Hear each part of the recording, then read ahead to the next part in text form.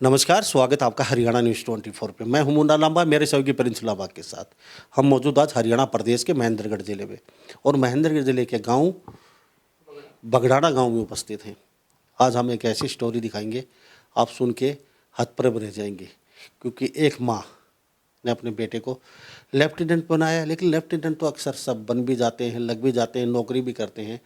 लेकिन एक मेरे साथ ऐसी महिला भी उपस्थित हैं जिन्होंने कारगिल लड़ाई में अपने पति को खोया, लड़ाई के अंदर। लेकिन उनका हौसला, उनका जज्बा, मैं सल्यूट करता हूँ इस माँ को कि उन्होंने अपने बेटे को भी आर्मी में लेफ्टिनेंट के पद पर भेज दिया है, क्योंकि इतना हौसला बिरले ही महिला दिखा पाती हैं। ये इनके पिताजी हैं शहीद आनंद कुमार, और 14/8/1999 को ये शहीद हो गए थे। 27 वर्ष इनकी उम्र थी जो शहीद हुए थे उस समय कारगिल लड़ाई में। और ये मेरे साथ मौजूद हैं, नाम क्या बताया? लेफ्टिनेंट अरुण कुमार। लेफ्टिनेंट अरुण कुमार मेरे साथ उपस्थित थे। इनकी मात्र 13 महीना उम्र थी। 13 महीने की उम्र में इनके पिताजी इनको छोड़ के चले गए कारगिल लड़ाई में। तो आप सोच सकते हैं, कोई भी माँ कभी भी नहीं चाहेगी कि मेरा बेटा इसी जगह जाए कि पति चला गया। लेकिन इस माँ को मैं सल्यूट करता हूँ। इनके पिताजी को शहीद का दर्जा प्राप्त है और इनके माताजी मेरे साथ मौजूद हैं, इनसे बातचीत करेंगे और लेफ्टिनेंट वरुण हरुणकुमार से भी बातचीत करेंगे। बगड़ाना गांव में उपस्थित हैं और ये यादव फैमिली से आते हैं। पहले तो वरुण कुमार जी आपसे बातचीत करेंगे। लेफ्टिनेंट बनने के लिए आपको बहुत ढेरों सारी बधाई, शुभकामनाएं। Thank you so much. कैसा लग रहा है? अच्छा लग रहा है, काफ़ी प्राउड फीलिंग है कि हम अभी कमीशन हो गए हैं, इतनी मेहनत के बाद कमीशन हुए हैं, तो अच्छा लग रहा है, प्राउड फीलिंग। तो कुछ थोड़ा सा दुख भी है, पिताजी नहीं रहे आपके साथ, उस समय छोड़ के चले गए लड़ाई के अंदर, तो थोड़ा सा दुख। हाँ, ये दुख तो हमेशा रहेगा कि लेकिन मेरी मम्मी ने इतना मतलब किया है कि पिता की कभी कमी महसूस होने नहीं दी है। मेरी मम्मी ने मतलब इतना सब कुछ कर दिया है, तो वो ऐसा मतलब हमेशा थोड़ा तो वॉइड रहता है, थोड़ी तो कमी रहती है, लेकिन मम्मी ने सबके लिए कवर अप किया है। आपको याद था पिताजी जब आपको छोड़ के गए कारगिल लड़ाई में, तो उस समय आपको याद था कुछ? नहीं, मैं तो बहुत छोटा था उस टाइम पे, मतलब 13 महीने का था, तो मुझे याद भी नहीं है कुछ मतलब इतना ज़्यादा। कितने भाई बहन? हम 3 भाई बहन हैं, 2 मेरी एल्डर सिस्टर्स हैं और मैं एक हूँ। ओके, सिस्टर की शादी हो हाँ, सबसे एल्डर जो उनकी शादी हो चुकी है। चुकी? छोटी सिस्टर क्या कर रही है? वो अभी एमएससी नर्सिंग अपनी कर रही हैं यहाँ से, हिसार से। तो माँ ने कभी आपको रोका नहीं? आपके पिताजी आनंद कुमार जी 27 वर्ष की उम्र में बिल्कुल जवान गबरू छक थे, कारगिल लड़ाई में चले गए। तो माँ ने कभी ये नहीं कहा नहीं बेटा फौज में नहीं लगना है, पिताजी फौज में चल बसे? तो बहुत मुश्किल होता है इस घड़ी में, क्योंकि एक बाप में एक पति खोया तो बेटे ऐसी जगह ना भेजे। नहीं, मम्मी ने हमेशा ही सपोर्ट किया स्टार्टिंग से ही। पहले उन्होंने मेरे को मिलिट्री स्कूल में भेजा, फिर मैंने जब एनडीए का एग्ज़ाम दिया तो भी उन्होंने मतलब एकदम इनक्रेज ही किया हमेशा आर्मी ज्वाइन करने के लिए। उसके बाद जब मैंने क्लियर कर दिया था अपना आईएमए का एग्ज़ाम और फिर इंटरव्यू वगैरह सब मेडिकल वगैरह क्लियर हो गया था, तो सबसे पहले मैंने मम्मी को बताया, तो उनको काफ़ी खुशी हुई थी। तो इन्होंने हमेशा इनक्रेज किया है और हमेशा पुश किया है कि अच्छा करने के लिए, चाहे आर्मी में जाओ चाहे कहीं भी जाओ, अच्छा करना है। लेकिन तो यहाँ बगडाना गांव में कितने दिन की कितनी पढ़ाई की आपने यहाँ पे रह के? यहाँ पे मैंने फोर्थ क्लास तक पढ़ाई की है। उसके बाद बाहर चले गए आप? जी। तो मम्मी ने क्या कहा, बाहर पढ़िए आप जाके? हाँ, मम्मी ने हमेशा ऐसे अपने मतलब कलेजे पे पत्थर रख के बाहर भेजा कि अकेला बेटा है, लेकिन फिर भी बाहर भेजा। उधर स्टार्टिंग से मैंने बाहर पढ़ाई की, साल में 1-2 महीने ऐसे घर आता था। तो उसमें फिर भी ऐसे हमेशा सपोर्ट किया, हमेशा मतलब कभी भी फ़ोन वगैरह करते थे तो यहाँ पे जब घर पे आता था तो अच्छे से खिलाते पिलाते थे। कभी महसूस कमी होने नहीं दी कि घर से दूर हूँ। था, लेकिन फिर भी मतलब ऐसा लगता था कि हाँ, घर वाले साथ ही हैं। तो पिता की कमी महसूस होनी नहीं, पिता की कमी तो दूर नहीं कर सके, लेकिन फिर भी कोशिश की है पिता की कमी महसूस ना हो बेटे की। हाँ, मम्मी ने हमेशा मतलब सब कुछ प्रोवाइड किया है, चाहे पैसे हों, चाहे कोई सामान हो, खाने पीने का हो, चाहे और कुछ मांग हो, तो हमेशा पूरी की है, तो कभी ऐसे कमी महसूस होने नहीं दी है। तो थोड़ा बहुत कहीं मम्मी ने कभी थोड़ा मन दिल में डर है, नहीं इस फील्ड में नहीं, आप इस फील्ड में जाइए, पिताजी आप शहीद हो गए तो उधर तो बेटे को कहीं ना कहीं डॉक्टर इंजीनियर्स वगैरह बनाए? नहीं, हमेशा स्टार्टिंग से ही फ्रीडम दिया है कि जो करना है आपके अपने मन की करनी है, मतलब जो करना चाहते हो दिल से, हमेशा से वही करने के लिए बोला है। ऐसे नहीं है कि इस प्रोफेशन में जाओ, उस प्रोफेशन में जाओ, ऐसे कभी वो नहीं किया। बोला कि जिस प्रोफेशन में मन लगे वही करो। तो मेरे साथ लेफ्टिनेंट वरुण कुमार बने हुए हैं, खास बातचीत है बगडाना गांव से, जिला महेंद्रगढ़, हरियाणा से। तो कितनी पढ़ाई करनी पड़ती है, कौन सी किताबें पढ़नी पड़ती है? ये बनने के लिए जैसे आपके पास काफ़ी एंट्रीज़ होती हैं, आर्मी में, नेवी में, एयरफोर्स में, सबकी अलग अलग एंट्रीज़ होती हैं। एक तो 12th पास एंट्रीज़ होती हैं जिसमें आप एनडीए के थ्रू जाते हैं, जहाँ आपकी 4 साल की ट्रेनिंग होती है। उसके बाद आप ग्रेजुएशन के बाद भी ज्वाइन कर सकते हैं। उसमें आपकी ट्रेनिंग कम होगी, 1.5 साल की लगभग होगी। तो काफ़ी एंट्रीज़ हैं, नॉन ग्रेजुएशन और ग्रेजुएशन दोनों एंट्रीज़ हैं आपके लिए। कोई सब्जेक्ट भी होना चाहिए या कोई भी सब्जेक्ट हो? नहीं, आपके 12th में मैथ्स होना चाहिए, क्योंकि अगर आप एनडीए एग्ज़ाम क्लियर करना चाहते हैं तो आपको हेल्प करेगा, लेकिन आप ग्रेजुएशन के बाद किसी भी सब्जेक्ट के साथ भी जा सकते हैं। ओके, तो वहाँ फिर हम सिलेक्शन हो गया तो वहाँ कितने दिन का कठिन मेहनत करनी पड़ती है पढ़ाई में? वहाँ जाके सिलेक्शन होने के बाद आपको 1.5 साल की, मैं सीडीएस एंट्री के थ्रू हुआ था तो मुझे वहाँ 1.5 साल के लिए ट्रेनिंग करनी पड़ती है। तो वहाँ पे मतलब नॉर्मल काफ़ी थोड़ी फिजिकल ट्रेनिंग होती है, तो आपको फिजिकल एंड्योरेंस वगैरह, स्टेमिना वगैरह बढ़ाते हैं, स्ट्रेंथ वगैरह बढ़ाते हैं। तो 1.5 साल की ओवरऑल ट्रेनिंग होती है। तो 1.5 साल के बाद लेफ्टिनेंट बच्चा तैयार हो जाता है? जी, ये 1.5 साल के बाद आपकी पासिंग आउट परेड और कमीशनिंग वगैरह होती है जिसमें आपको रैंक्स दी जाती हैं। तो कैसा लग रहा है, अभी और बच्चे सभी देख रहे हैं, तो कितनी मतलब आपने पढ़ाई करनी पड़ी, कितनी मतलब कितने दिन में कि 4 घंटे 6 घंटे की? जब एग्ज़ाम की प्रिपरेशन थी तो कोरोना का टाइम था, तो मैं यहाँ घर पे ही था, तो मेरे को मतलब टाइम मिल रहा था, काफ़ी टाइम मिल रहा था प्रिपरेशन करने के लिए। तो मैं दिन में से मतलब लगभग 6 घंटे पढ़ता था, डिवाइड करता था, कुछ टाइम मैथ्स के लिए, कुछ इंग्लिश के लिए, कुछ जनरल स्टडीज़ के लिए। तो इस डिवाइड करके लगभग 6 घंटे की पर डे मैंने 2 या 3 महीने प्रिपरेशन की, उसमें हो गया मेरा एग्ज़ाम क्लियर। 6 घंटे जरूरी है? नहीं, वो सब पे डिपेंड करता है, जैसे कोई मैथ्स में अच्छा है तो उसको कम टाइम दे सकता है, जनरल स्टडीज़ में कोई वीक है तो उसमें ज़्यादा टाइम दे सकता है। वो पर्सन टू पर्सन डिपेंड करेगा कि उसकी क्या स्ट्रेंथ है, क्या वीकनेस है, उस हिसाब से टाइम डिवाइड करके। लेकिन हाँ, अगर आप 4-5 घंटे डेली का कर रहे हैं 2-3 महीने के लिए भी, तो एग्ज़ाम क्लियर करना अच्छा रहेगा आपके लिए। वरुण का लेफ्टिनेंट जी, अब आप लेफ्टिनेंट बन चुके हैं, तो मुझे ये बताइए किताबें कौन सी, एनसीईआरटी की कौन सी किताबें आपकी अलग होती हैं कुछ? अगर आप सीडीएस के लिए जा रहे हैं तो आप जैसे जनरल स्टडीज़ मेन होता है उसमें, जिसकी कट ऑफ क्लियर लोग नहीं कर पाते हैं यूजली, क्योंकि मैथ्स और इंग्लिश जो आता है वो 10th के लेवल का आता है, तो यूजली क्लियर कर लेते हैं। जनरल स्टडीज़ के लिए मैं बताऊंगा कि आप एनसीईआरटी रेफ़र करें, physics chemistry, physics chemistry bio के लिए, और आप हिस्ट्री, पॉलिटिक्स और इनके लिए भी एनसीईआरटी रेफ़र करें। और लेकिन आपको अगर एनसीईआरटी रेफ़र नहीं कर पा रहे हैं, टाइम कम है, तो आप एक अरिहंत की पाथफाइंडर बुक आती है, उसे आप रेफ़र कर सकते हैं। वो ऑल इन वन पैकेजेस में पूरा होता है।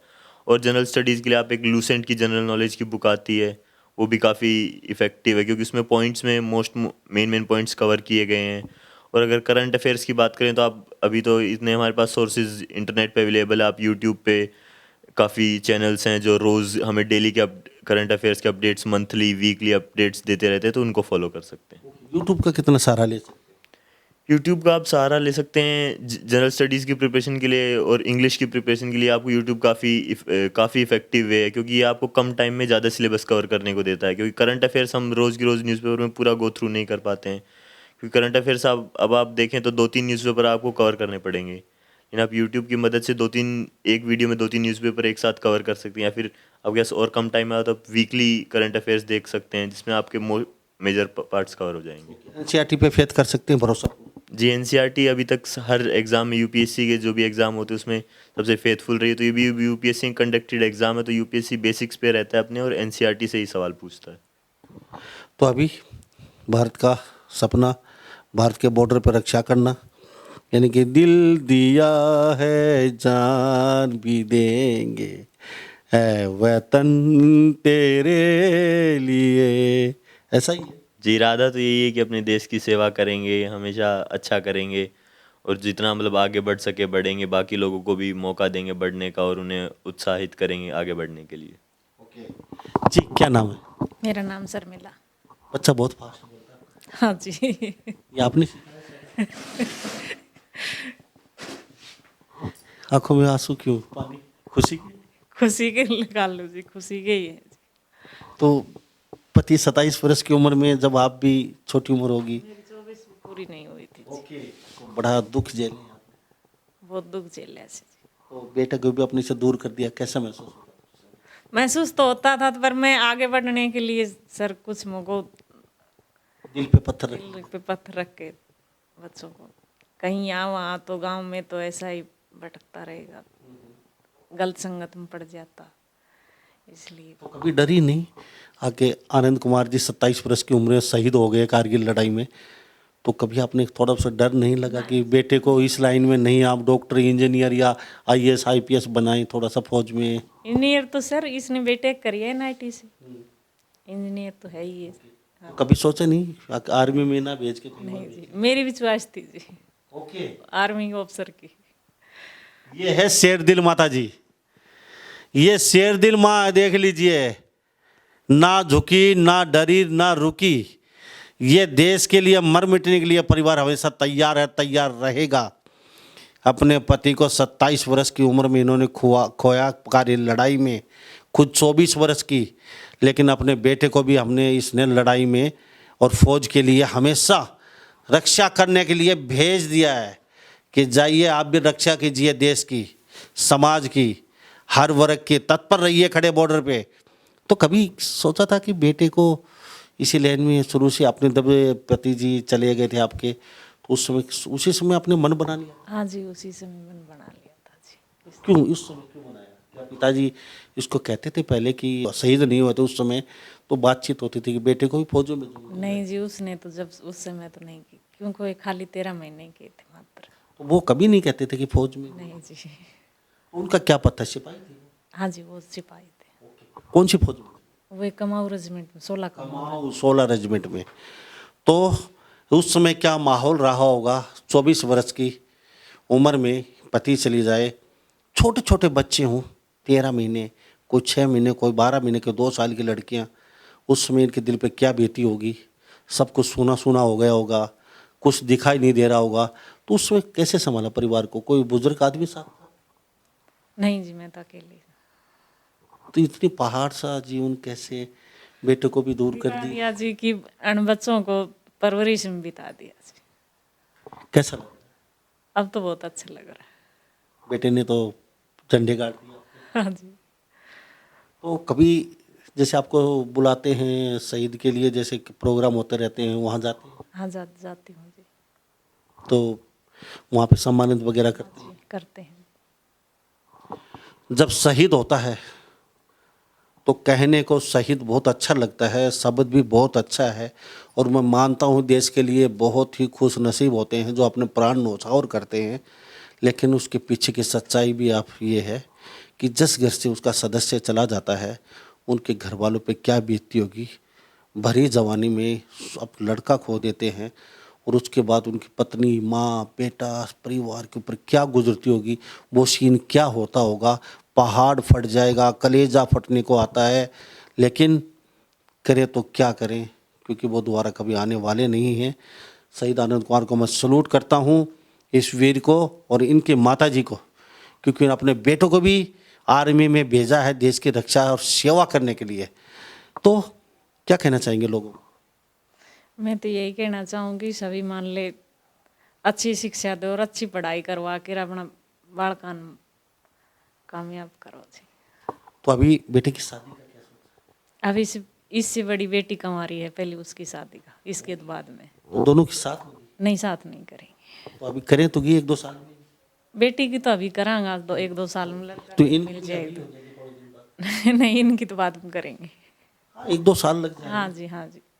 तो क्या सोचा है दहेज को लेकर? नहीं जी, दहेज नहीं लेंगे। मैं तो शुरू से ही कह रही थी, मैं तो खाली कैमरे के सामने बोल रहे हैं ये बात आप, और ये कैमरा पूरे हिंदुस्तान में देखी जाएगी आपकी खबर।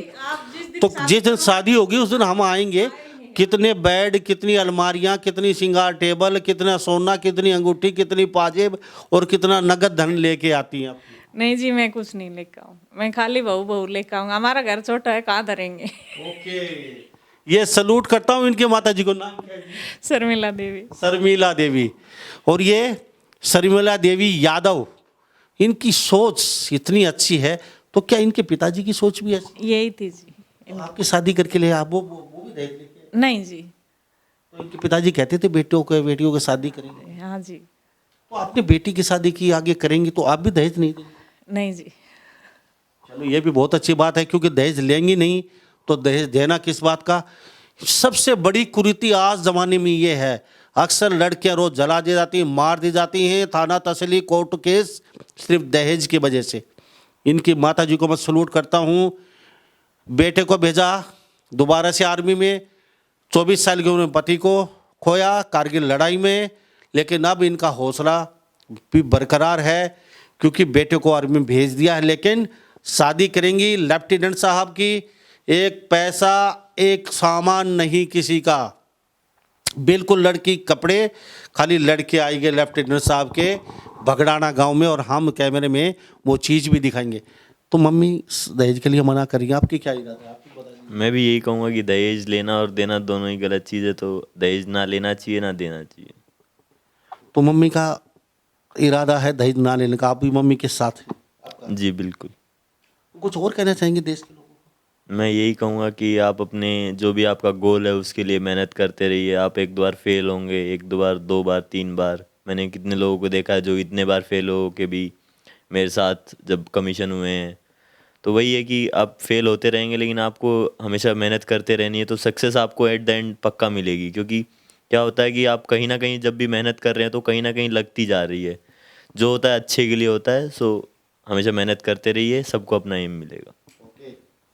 तो कहीं ना कहीं कोने में कहीं ना कहीं लेफ्टिनेंट साहब के लिए यादव जाति में कोई लड़की जरूर बैठी होगी, लेकिन जो भी लड़की हो वो दहेज को दूर करके यहाँ पे आए। अगर दहेज के बारे में बोलेंगे तो ये शादी नहीं करेंगे। कैसी आपको लड़की चाहिए?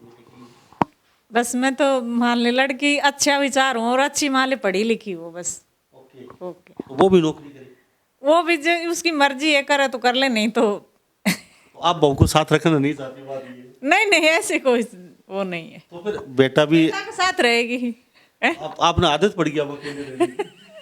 ऐसा है? मैं भी बेटा के साथ चली जाऊंगी। चलो बहुत अच्छी बात है। तो एक वादा आप भी कीजिए।